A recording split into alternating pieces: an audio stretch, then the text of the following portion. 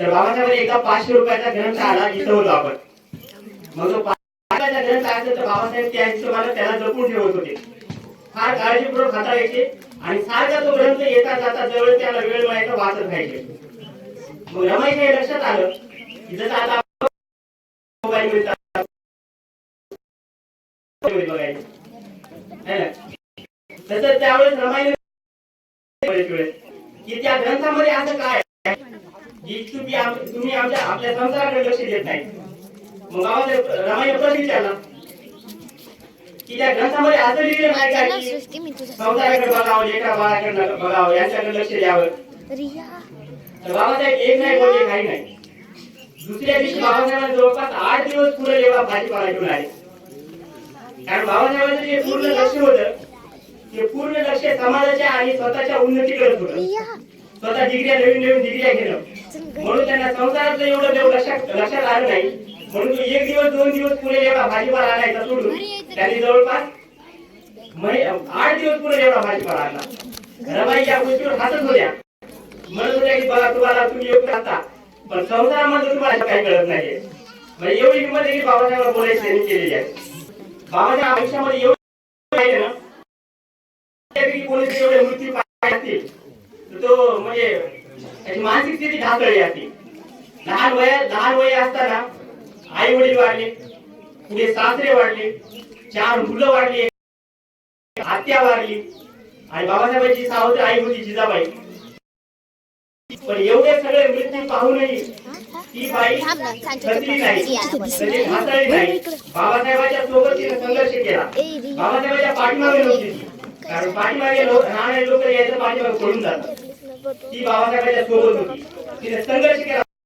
आणखी एक किस्सा सांगतो. बाबासाहेब रमाई जे आहेत त्यांचे आई वडील जे आहेत विठ्ठलाचे भक्त होते.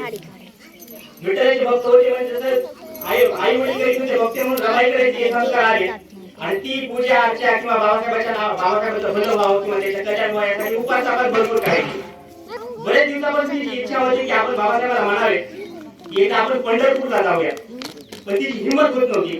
कारण तिला माहित होतं की आपण काय करता असं प्रेम या गोष्टीला मानणार नाही आणि तो येणार नाही. पण हिंमत करून सांगितलं की आपण एकदा पंढरपूरला जाऊया. तर बाबासाहेब या गोष्टी तो जो पंढरीचा पांडुरंग आहे तो मागा मागासाठी कधीच नाही, तो आपल्याला मंदिरात येणार नाही. आपला संत चोखा मेळा अभंग गाऊन ऊस डोंगा परी रसमई डोंगा काय भुलली अशी वरली रंगा. चोखा डोंगा काय भुलली अशी वरली रंगा. म्हणजे ऊस का वेळा वागला असू शकतो, काळा असू शकतो, पण त्याच्यातला जो रस आहे तो मधुर आहे, गोड आहे. तसं मी जातीनं शूद्र असेल, पण माझा जो भाव आहे, माझा जो तुझ्या प्रती जे प्रेम आहे ते चांगलंच आहे. म्हणून तू मला मंदिरात घे किंवा माझं कल्याण कर असं म्हणून तो पायीला लागतो. मग बाबासाहेब म्हणले की आपल्याला मध्ये घेतलं नाही, तसं आपल्याला तिथं कधी मध्ये घेणार नाही. आपलं एक वेगळं पंढरपूर उभं केलं. पण दुर्दैवाची गोष्ट आहे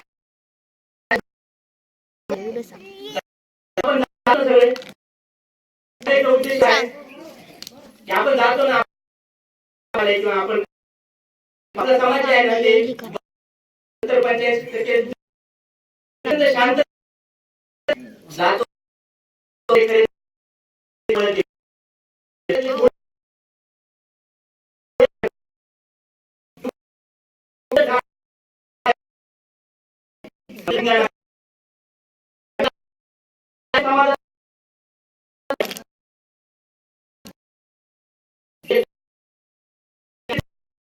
आपले 2 लोक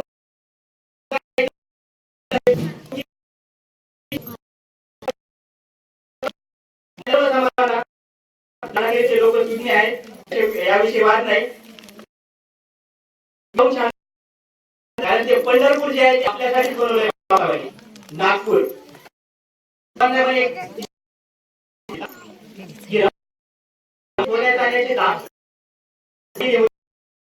मुलाच्या गोष्टी घ्यासाठी बाबासाहेब ज्यावेळेस परदेशाला जाणार होते त्यावेळेस रमाई घरी एकटीच होती, म्हणून त्यांनी काही दिवस वराळे काकाकडे राहायला तिला सांगितलं.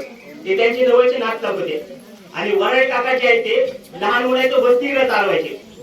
मग जसा त्यांना यशवंत होता तसेच रमाईला ते लहान मुलं देखील होते. व त्यांच्यासोबत ती वेळ घालत होती. पण काही दिवसात लक्षात आलं की ते मुलं जे आहेत ते तिथे खेळायला येत नव्हते, त्या ग्राउंड मध्ये यायचे ते.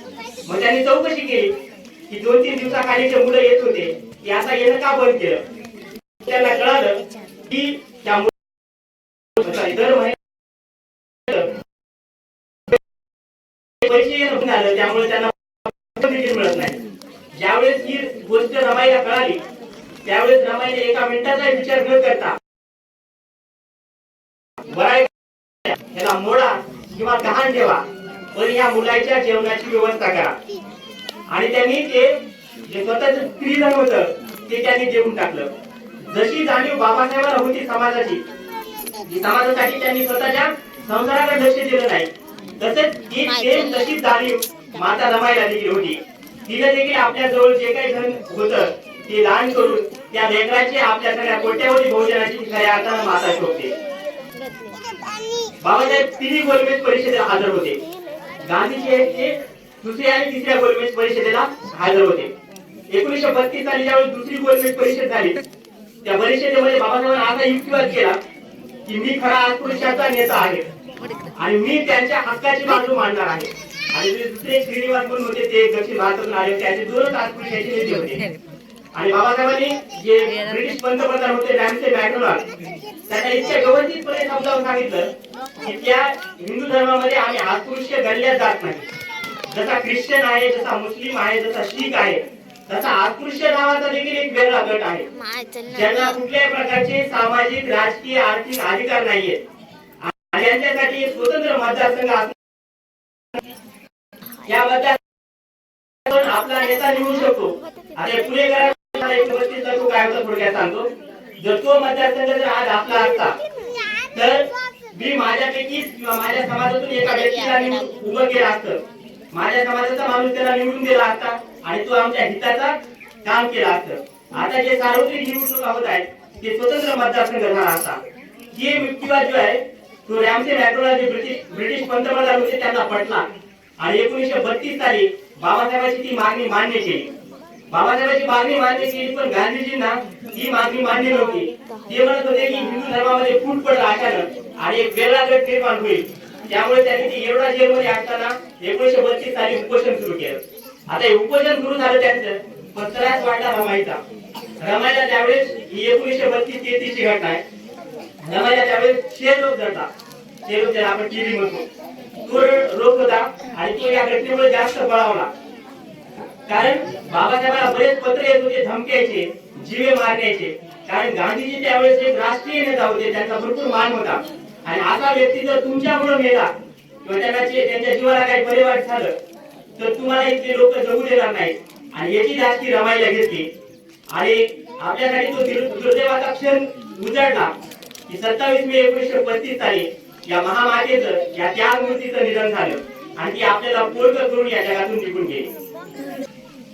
बाबासाहेब ज्यावेळेस म्हणजे 1956 साली ज्यावेळेस दीक्षा घेत होते त्यावेळेस जर रमाई असती तर निश्चितच तिला फार आनंद झाला असता की बाबासाहेबांची काही वर्षापूर्वी जी गोष्ट बोलून दाखवली होती की आपलं प्रति पंढरपूर असेल ते तिने म्हणजे बाबासाहेबांनी करून दाखवलं, पण दुर्दैवाने ती राहू शकली नाही. पण आजही रमाई आपल्या जिवंत आहे. तिच्या विचारामध्ये, तिच्या कार्यामध्ये आणि एकंदरीत तिच्या आयुष्यामध्ये तिने जे काही गोष्टी केल्या त्या गोष्टीसाठी बाबासाहेबांना समर्थन दिलं, त्या रूपानं आजही रमाई आपल्या जिवंत आहे असं आपण मानूयात आणि रमाईच्या आदर्शावर आपण चालण्याचा प्रयत्न करूयात. एवढीच इच्छा मी आजच्या दिवशी व्यक्त करतो.